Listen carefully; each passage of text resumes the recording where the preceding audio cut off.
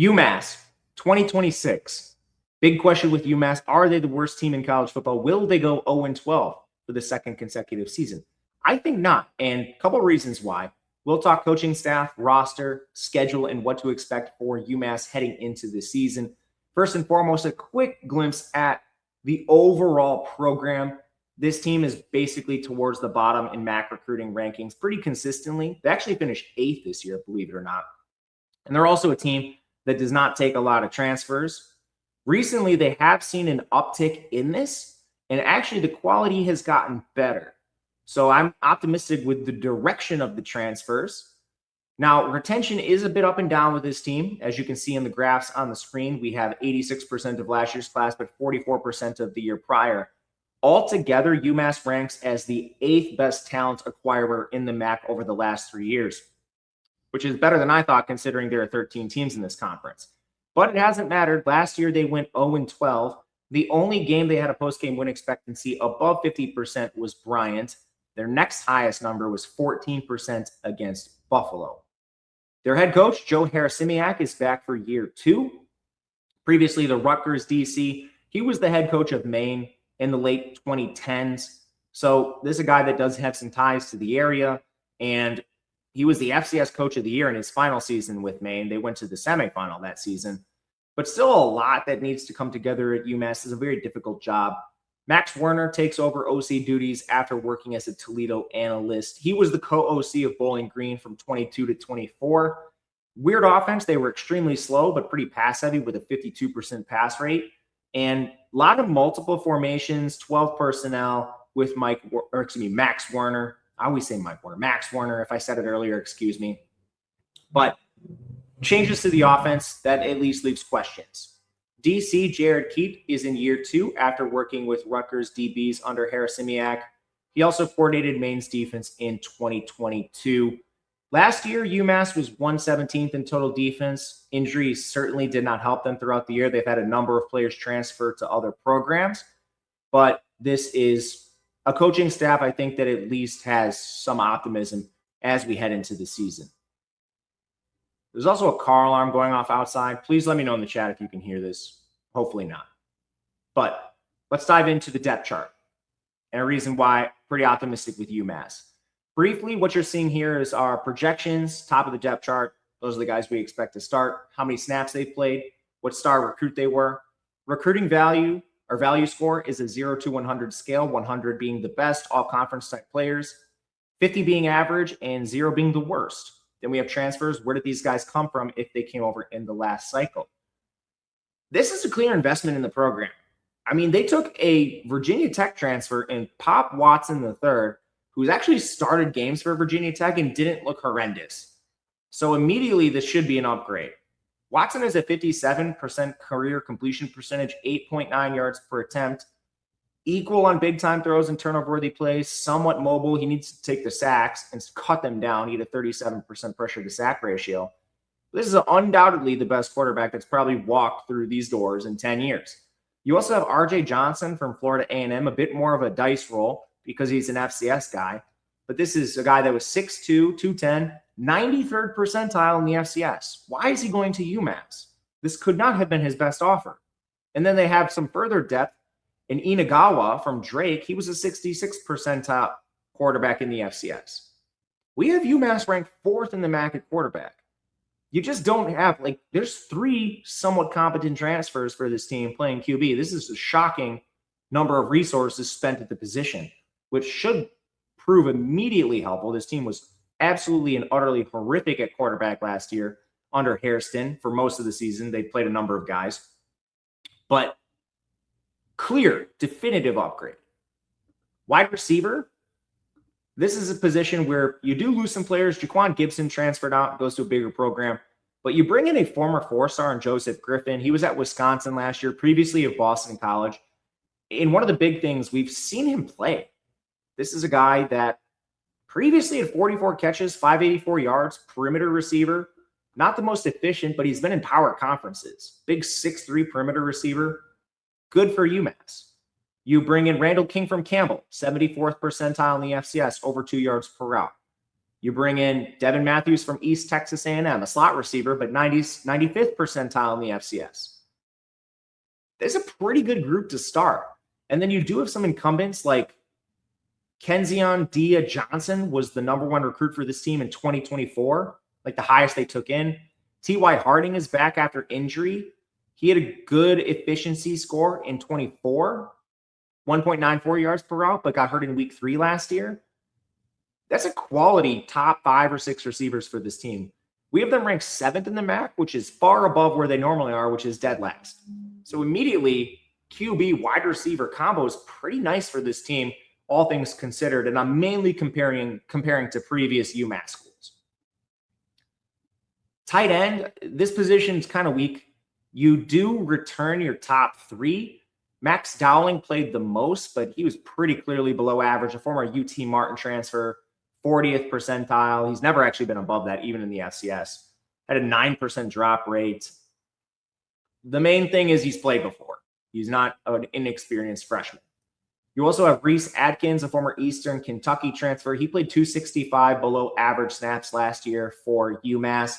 And Jax Markovich, he decent as a pass catcher, but pretty bad as a blocker. He was only a freshman last year, so maybe there is some untapped upside. A couple of wild cards, like a Rutgers transfer, and Matt Ogunai is still there. Owen Anderson's still there. But we have this tight end ranked last. There's really no way around this. They're not a good tight end room. Offensive line, however, maybe has a little bit more upside. This unit was putrid last year, 134th in pass blocking, 109th in run blocking. They lose 6 of their top 8, but I'm not really going to say that saying much.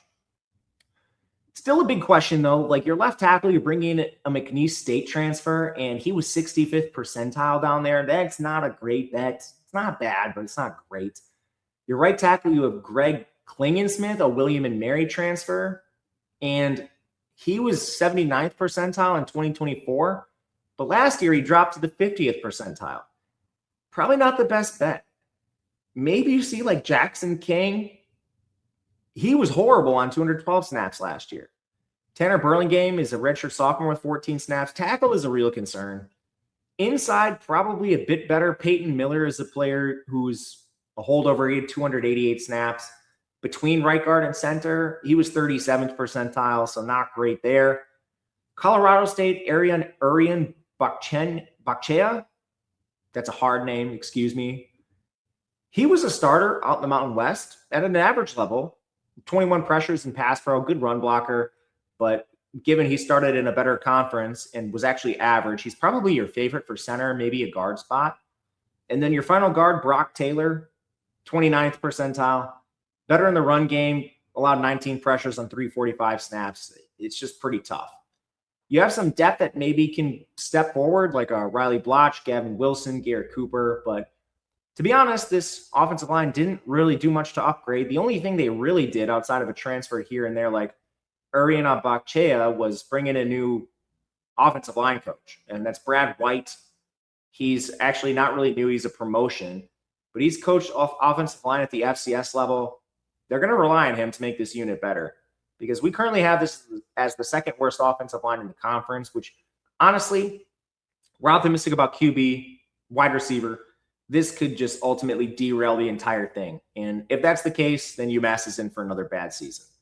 But I sort of like what they did at running back, too. You have a couple transfers that are noteworthy. Justin Williams-Thomas was originally with Cal. He went down to Marshall. Fairly efficient. Began his career with Tennessee. Only 4 catches, probably the biggest problem. But he's a former 4-star playing at UMass, so a little bit optimistic there. You bring in Jordan Washington from Murray State, 61st percentile, not the most efficient.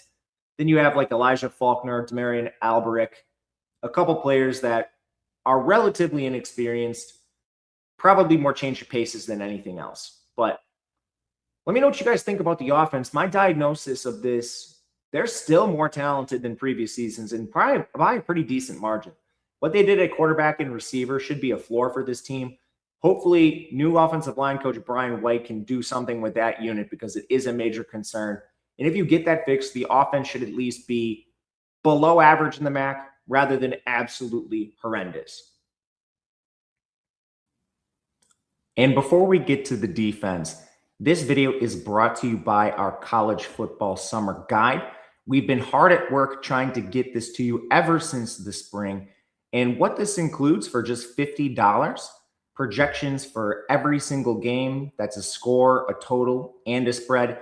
That means win totals for every single team, all 138. There will also be player projections for those of you involved in best ball. That's down to the statistical level. Think passing yards, passing touchdowns, etc. Depth charts for all 138 teams, which includes our value grading score. You've seen that on the screen in this very video. You'll get written analysis for most teams and players, which updates constantly throughout the summer. And that is a real separator for us versus the competition. Whenever news breaks, that will be immediately updated. You also get Discord access, which allows you to chop it up on any team, player, anytime there's a story. A lot of like-minded people in there just like you. You can also ask any question. Those will be addressed either here or in the Discord itself. And if you'd like to support in a smaller way, please consider liking the video, subscribing to the channel. That helps show YouTube that this content is actually worthwhile, and it gets us in front of new viewers in the long run, which just helps us keep doing this. You can also hype the video, leave a comment. Those are great ways to support the channel. And thank you if you've done any of that. It truly does help the channel grow. Last thing, if you or somebody you know has a gambling problem, please call or text 1-800-GAMBLER. Now, back to the video. Defense. So UMass was 117th in run defense, 60th in pass rush. They lose Marcus White to SMU and David Nwoha to North Texas, as well as some depth pieces. But again, transfer portal was kind to them. They get a former Indiana four-star in Andrew DePepe, began his career with Michigan State. Injuries have been his big problem. So with Michigan State in 23, he was just young, transfers to Indiana, misses all 24 with his season-ending injury. And then last year, Indiana was awesome. So it was just hard for DePepe to get on the field. They brought his brother in too. So that's a good place to start. Good four-star transfer, good talent. You also have a high-end FCS transfer in Zachary Betts from St. Francis, 82nd percentile down there. You bring in another FCS transfer, Justin Kruger from William & Mary, 78th percentile. This is a good spot. Edge group should be pretty decent up top, given the blend of four stars and FCS guys. Ramondo Johnson also back with the team. Pretty optimistic with the edge group. Inside, you lose a number of players, but you do get former UConn transfer Tim Passmore back. 297 snaps, not the best, but, a big run stuffer on the inside. Instead of Passmore, you're probably going to rely on transfers just straight up. You bring in Aubrey Melvin from UConn, a redshirt freshman, but actually a better recruit than you might expect. Melvin was the 784th ranked player. Surprised he went to UConn. You bring in a North Carolina transfer in Kamarion Thomas, inexperienced, but we need someone to play, and we already know Passmore's not the most talented. Zakar Morris from Albany is also a player that was 54th percentile in the FCS. That's not good. That's not a good bet. We mentioned a number of players that are high-end FCS guys, even back to the edge group, like Betts being 82nd is much better than a 54th percentile athlete on the inside. So UMass kind of driven by their edge group, but interior at least has some passable names at the top. They are 101st nationally, 4th in the MAC, which is, again, much better than where they've been in the past.